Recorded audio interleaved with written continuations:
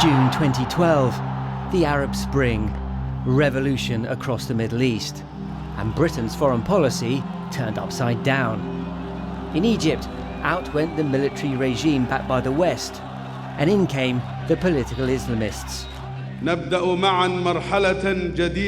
Today, together, we start a new phase in the history of Egypt, and we turn over a hideous page and open a new, shining page, God willing. The Muslim Brotherhood took power not by force, but by the ballot box.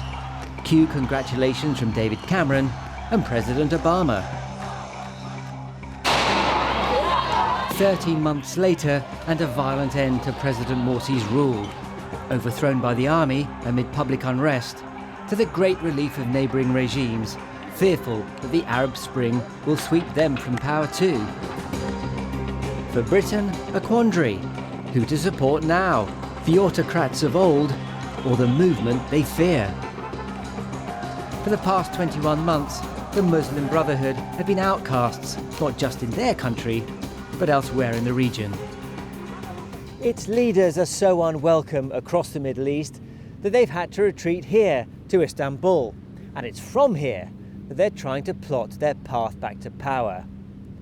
They see themselves as an antidote to the brutality and nihilism of Islamic State.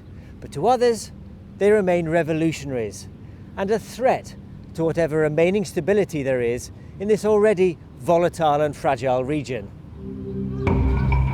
Now, two of Mohamed Morsi's senior ministers have granted Newsnight a rare interview. They want to send a message to David Cameron. Why?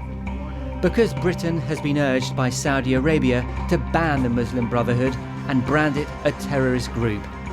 A report into the matter will be published next week. Are you worried at all about the length of time it's taking the British government to announce the results of this report? The worry that I have is not the report itself, but the interpretation of the report. And I'm sure that the UK government wouldn't want to go through that to allow something to justify the kind of oppression and the kind of violations to human rights that could take place due to misinterpretation of something in the report. 60th year on the throne. David Cameron is loath to upset the Saudis. They buy our arms, sell us oil, and fight Islamic State. He ordered our man in Riyadh, Sir John Jenkins, to examine the Muslim Brotherhood threat. But we understand the movement won't be banned. Can you explain why the Saudi Arabia regime is so nervous about Muslim Brotherhood? Saudi Arabia is a major country, it's a very important country. It's an anchor, really, to the region. And we are seeing these positive steps of the new management, and our response into this will be positive as well. But there are some, for me, unbasis or doesn't have basis of fear from the old management that the Muslim Brotherhood will kind of export revolution. Irrespective of what the Saudis now think, in Whitehall they've been tossing the report around like a hot potato. It might not be banned, but the Brotherhood won't get a clean bill of health either. That will infuriate the movement. From a Muslim Brotherhood's perspective, we wouldn't stop or allow our reputation to be defamed. And in case of any defaming for our reputation, that's very well known, of being 100% against violence, 100% against terrorism. We are the counter of terrorism. We will take all parliamentary process into this, even to go to court, to defend our reputation. Amid renewed unrest in Egypt, it was the country's military who eventually removed President Morsi.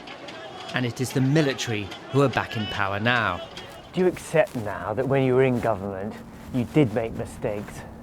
We did not imagine, and actually a lot of others did not imagine, that the leadership of the military would go that far in having this military coup and ousting the democratically elected government. We thought that this is the 21st century. Of course, we saw science. Maybe we underestimated this science. peaceful scenes at a Muslim Brotherhood rally in Egypt. But critics believe it's a gateway to violent extremism. The Brotherhood says the opposite is true and insists the West's failure to support the Arab Spring is one of the causes of the rise of Islamic State. We lost that golden opportunity for some time. And this is and now the whole world is starting to suffer. Everybody is screaming, this area is unstable, we need to fight ISIS, we need to do this and that. I mean, the problem could have been avoided from the beginning if democracy got its chance, if the international community stood by the Arab Spring to provide democracy and stability in the area. There is a lot of contradiction. How come the West, the international community, is not supporting democracy and allowing the oppression of the moderate forces that are calling for democracy, which are enemies to ISIS and the like, and then ask the oppressed to resist ISIS? As a matter of fact, these practices are the ones that keep ISIS flourish.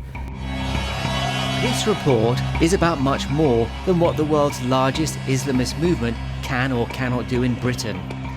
It is about whether the West views it as a force for good or a threat.